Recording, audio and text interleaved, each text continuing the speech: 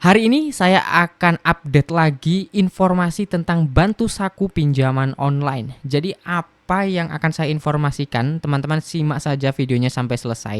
Jangan di skip-skip agar teman-teman tidak ketinggalan info pentingnya ya.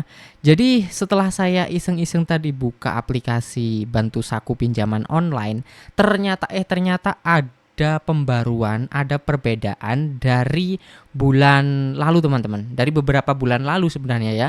Saya terakhir bikin bantu saku pinjaman online videonya itu kalau nggak salah bulan Oktober. Nah sekarang sepertinya ada pembaruan lagi. Oke, daripada banyak basa-basi, langsung aja kita bahas deh ya. Jadi sebelumnya saya mau tanya dulu ke teman-teman. Kalau kalian nyari pinjaman online, terutama yang UJK, yang kalian pertimbangkan itu apa sih? Pasti kan nggak jauh-jauh dari bunga ya kan, bunganya berat apa ringan gitu kan, terus tenornya panjang apa pendek, karena kalian mengkalkulasikan dengan tanggal gajian kalian, biasanya gajian 1 bulan sekali, kalian nyari pinjaman yang bulanan, nggak nyari yang 15 hari sekali, nggak seperti itu, biasanya kan gitu ya. Nah terus apalagi teman-teman, terus rincian ya, terutama yang rincian di awalnya itu jelas, maksudnya ada rincian transparan, bayarnya kapan, nominalnya berapa, setiap bulannya berapa, dan tanggal pembayarannya, tagihannya itu tanggal berapa, jelas banget ya. Biasanya pinjaman online yang transparan itu harusnya seperti itu ya. Nah, balik lagi kita bahas bantu saku ini. Dulu saat saya buka aplikasi ini bahas bahas bantu saku ini, tampilannya nggak seperti ini teman-teman ya. Jadi tampilannya sekarang berubah seperti ini, hanya ada di pojok kiri atas itu tulisan limit tersedia 1 juta. Nah, ketika saya klik limitnya, hanya ada tulisan limit tersedia, limit terkunci, limit terpakai, dan ada tulisan tenornya 90 hari jangka waktunya, dan tidak bisa dilihat rincian detailnya ya. Kalau kita kembali lagi ke sini juga tidak ada teman-teman ya. Jadi ketika kita mau cek misalkan segera ajukan gini ya, sebelum cair kita biasanya baca-baca dulu ya. Detail pinjaman, uang diterima 1 juta utuh ya, 1 juta utuh. Kemudian kita klik. Nah, ini kelihatannya ada rinciannya, kelihatannya. Tapi setelah kita teliti lebih dalam lagi, tidak ada rincian jumlah pembayarannya berapa, tanggal berapa ya. Setiap tanggal berapa kita harus bayar itu tidak dikasih tahu. Loh kan banyak bank yang gitu. Harusnya nggak seperti ini teman-teman. Harusnya ya harus benar-benar transparan, semuanya dikasih tahu. Tanggal pembayarannya tanggal berapa, nominal yang harus dibayar berapa. Di sini kan hanya dikasih tulisan jangka waktu pinjaman 90 hari. Kemudian tenor 3 kali. Ya, artinya kita bayar 3 kali selama 90 hari, ya kan? Bayangan orang normalnya akan berpikir 1 bulan bayarnya sekali ya. 1 bulan sekali kita harus bayar. Normalnya orang berpikir seperti itu. Kenyataannya tidak teman-teman ya. Dulu itu udah dikasih tahu, udah bener transparan dulu, sekarang malah jadi ada yang ditutupi, ada yang disembunyikan, seolah-olah seperti itu ya. Dulu seperti ini teman-teman, silahkan perhatikan cuplikan berikut ini. Misalkan saya pengajuan tanggal 12 Oktober, cicilan pertama saya itu di tanggal 27 Oktober. Bayangin tuh. Nah jadi sebenarnya tenor bayar 3 kali ini bukan 1 bulan sekali, melainkan tanggalnya berbeda-beda. Dan yang sangat jelas, yang sangat memberatkan itu cicilan pertama ya. Jangan dikira total yang harus kita bayar ini kan 1.270.000.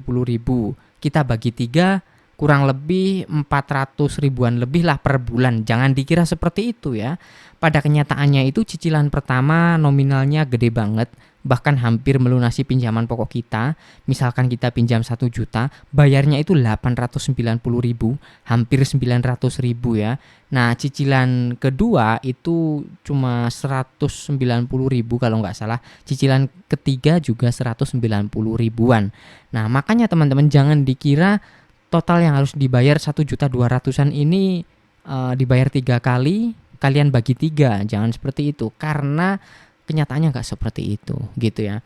Jadi untuk aplikasi updatean kali ini menurut saya ada beberapa hal yang dihilangkan malahan. Justru yang beberapa bulan lalu itu udah bagus, udah transparan. Orang kalau mau pinjem itu kan pasti mikir dua kali kan. Nah, makanya dikasih rincian sedemikian rupa supaya orang baca terlebih dahulu.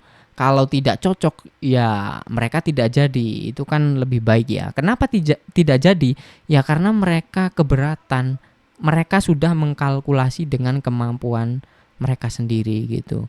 Nah, ini malah dihilangkan. Ini kalau orang nggak tahu nih ya cicilan pertamanya berapa, tiba-tiba pinjam, wah tenornya 3 kali nih, bayarnya pasti 1 bulan sekali.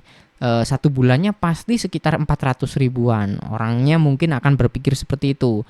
Ajuin aja lah, cair ke rekening. Tiba-tiba seminggu kemudian, 15 hari kemudian mungkin disuruh bayar atau ada tagihan senilai 900 ribuan. Apa nggak kaget itu orang yang nggak klenger itu? Apalagi uangnya yang disiapin yang bener-bener siap untuk membayar tagihan sudah disediakan 400 ribuan lebih, kan masih kurang gitu ya. Yang berakibat nanti bisa gagal bayar ya, bisa gagal bayar dan berdampak sama data kita ya, karena pinjaman online ini sudah diawasi oleh OJK ya. Kenapa? Kalau diawasi oleh OJK ya paling tidak nanti saling saling connect dengan bank-bank gitulah teman-teman ya. Dampaknya nanti bisa ke bank-bank. Kita nggak bisa pinjam uang di bank konvensional juga nggak bisa ya, karena misalkan nih teman-teman gagal bayar di aplikasi pinjaman online ya yang sudah terdaftar di OJK. Terus teman-teman mau pinjam di bank, paling tidak bank kan juga cross check kalian terlebih dahulu kan, track record kalian seperti apa, apakah kalian pernah pinjam di fintech seperti ini, pinjaman online seperti ini, pasti akan di track recordnya akan dicari teman-teman ya. Kalau pernah teman-teman itu apakah bayarnya ruwet atau tidak, pernah gagal bayar atau tidak.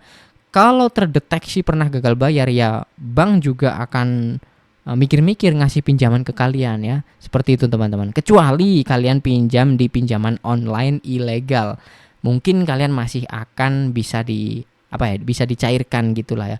Kalau pinjamnya di sama-sama OJK, pernah gagal di OJK, pernah gagal bayar di pinjaman online OJK maksud saya, itu nanti akan berdampak satu sama lain ya. Saya rasa seperti itu sih menurut saya. Jadi segini aja di video kali ini tentang update aplikasi bantu saku pinjaman online ya. Jadi kalau teman-teman mau pinjam di aplikasi ini sekarang udah tahu ya bahwa aplikasi ini walaupun berusaha menutupi rinciannya ya, saya masih punya punya dokumentasinya ya teman-teman. Saya pernah ngonten, pernah record layarnya, jadi kita masih bisa tahu gitu ya.